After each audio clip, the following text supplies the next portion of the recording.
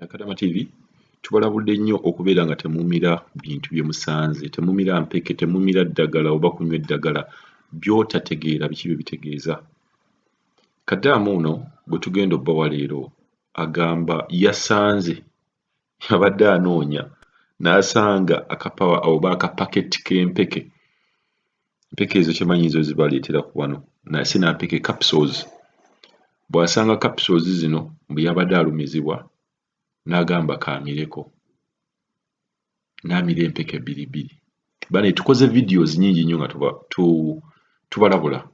Kati gw'osanga otya empeke oba osanga otya capsules n'ogamba koozimire, tomanyi zaaki, ani yazireetamu, zijjanjaba ki, naye ggwe n'omira.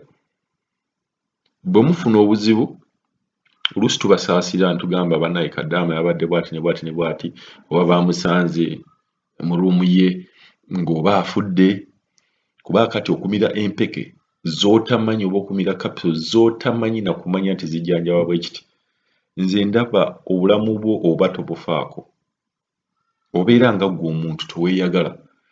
Omuntu eyeeyagala ayagala n'obulamu bwe. Tosobola kuŋŋamba nti wasanze empeke ng'olongoosa oba wasanze capsules ng'olongoosa n'ozimira.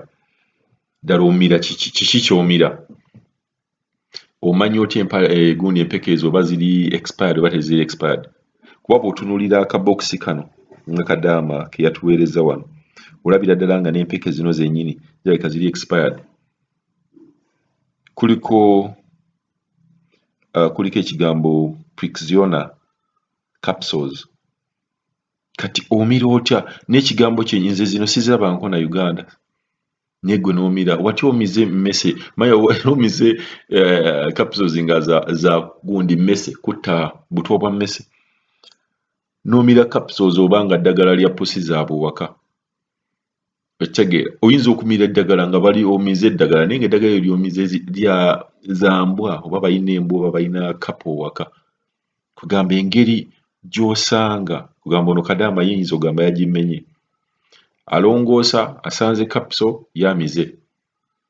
Tubalabudde ku ddagala. Olaba ne bakuleetera buleetezi ddagala, bakadama babaleetera eddagala naye n'alimira ne mufuukuuka skin yonna neefuukuuka. N'ebeera nga yenna ayiwa rash zonna ne zibeera nga zimukuba. Banaye tweyagale, twagale obulamu bwaffe, ate tuleme kubeera nga tweteeka mu bizibu. Ate olumala okugwa mu bizibu ne mwagala tubeere nga tubawa amagezi oba bakadama bannammwe babawa amagezi. Gwe kennyini teweeyagala, naye ate oyagala abalala bakwagale. Katuwulirize Kadama ono, muwulirize voice notes zino. Sebo gyebaleko. Sebo mbadde nsaba ninako ku buzibu bwe nafunye wano eno. Nasanga empeke, kuba nali nina obulumi nga bunnuma.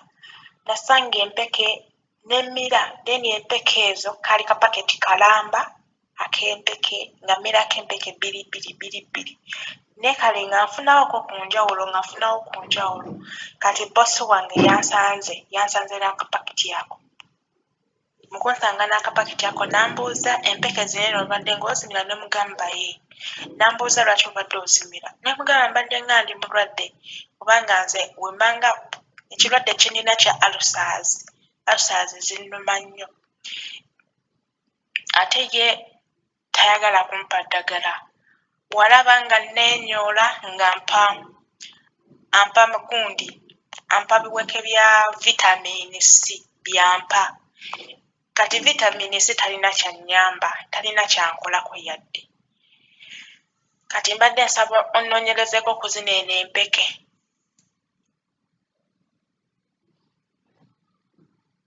Kyekyo ekigambo ekiri ku mpeke, kuba kati kano eno kapaketi kabokisi ka mpeke.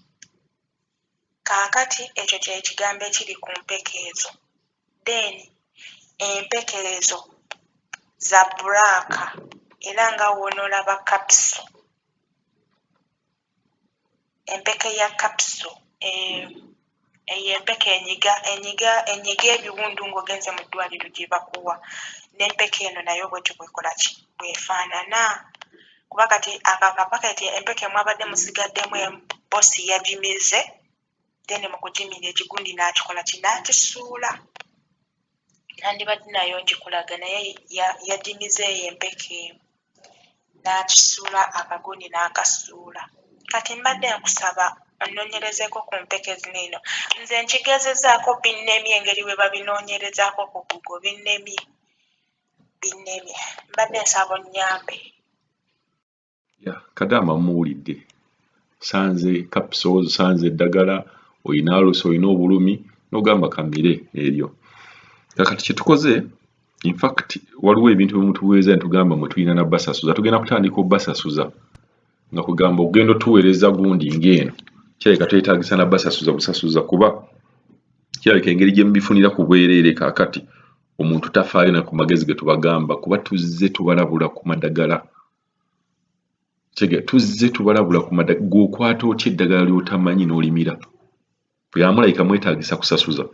Omuntu amanye nti kati bano kambasasuze kuba tebawulira. Omanyi omuntu bw'osasulira omuntu bw'ofuna ekintu ky'obwereere tokivaluwinga. Naye bw'osasulira ekintu omanyamu ne value. Kuba gw'okwata otya ogenda otya n'onoonya n'osanga empeke n'ozimira. Kadaamu ono agamba tumunoonyerezeeko ku mpeke ezo. Ogwo omulimu nagaago tuwadde. Kati tunoonyereza ku mpeke zino. Kugamba nabadde saagala na kunoonyereza ku kintu nga kino kuba mu butuufu tubalabudde ebbanga eriwera ne bakadaama bannammwe ne bajja ne babalabula ku madagala. Naye ŋŋambye kannoonyereze ku mpeke zino. Empeke zino za nga bwe mbawandiikira ekigambo ekyo Prixiona capsules. Bwe tunoonyereza ku mpeke zino bagamba empeke zino ziyamba muntu kubeera nga tokuunyuuka nviiri. Hair loss. Bw'oba toyagala kubeera ng'enviiri zo zikunkumuka, ng'enviiri zo zikuvaamu nga zigwa, oyina kubeera ng'omira capsules zino. Sinampeke tugambe capsules.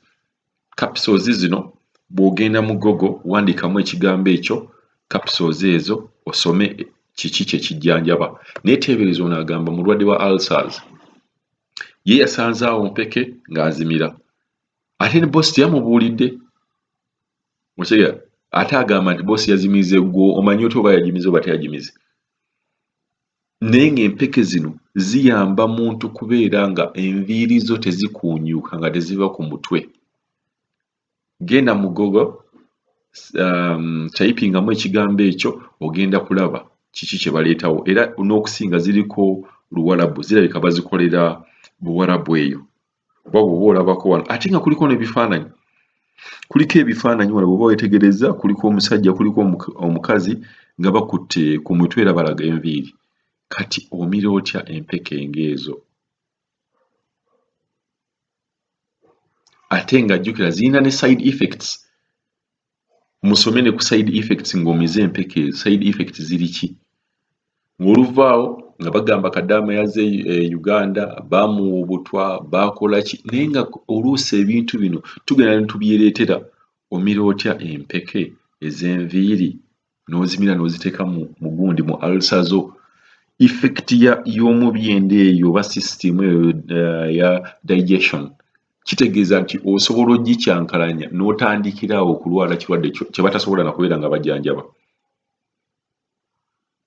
Byebyo kasa muwulidde mbasaba munoonyereze ku mpeke ezo mulabe oluusi naffe bakadaama sekadaama tuyina ensobi ze tukola naye ate bwe tujja ku media abantu ne batusaasira naye nga mu butuufu emabega ekintu kino ffe tubeera twakitandika.